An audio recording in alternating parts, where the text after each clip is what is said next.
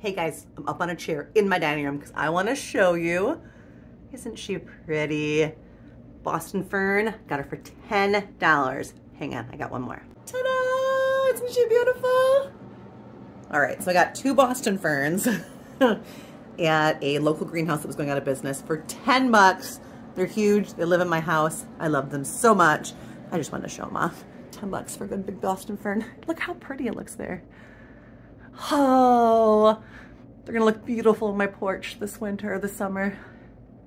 Okay, why I really got on here was to talk about February 2023 goals. I'm a couple days late, but I've decided this year that I want to be very intentional about what I am doing in my garden and in this YouTube channel and kind of what's going on with this. So I made some goals. So these are my February 2023 goals.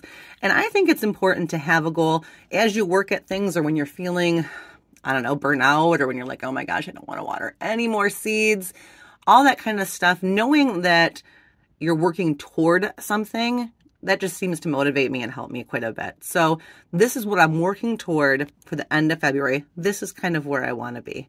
I want to seed start all of my herbs, perennials, and peppers.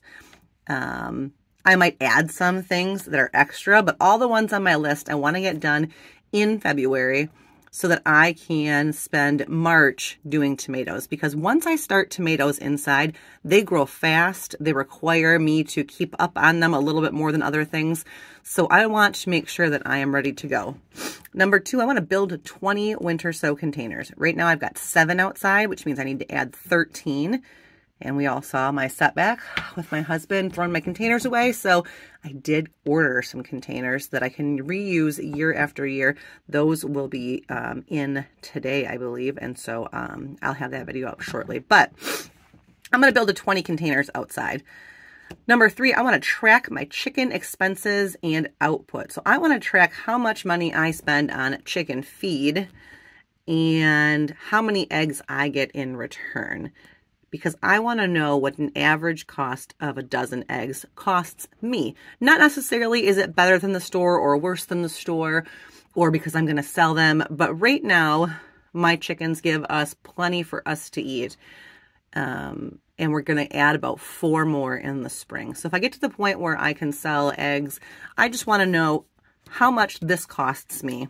I think it's always a good thing to know your actual numbers, your actual expenses. So you don't sell yourself short. And then I am going to post daily on YouTube, Instagram, or Facebook.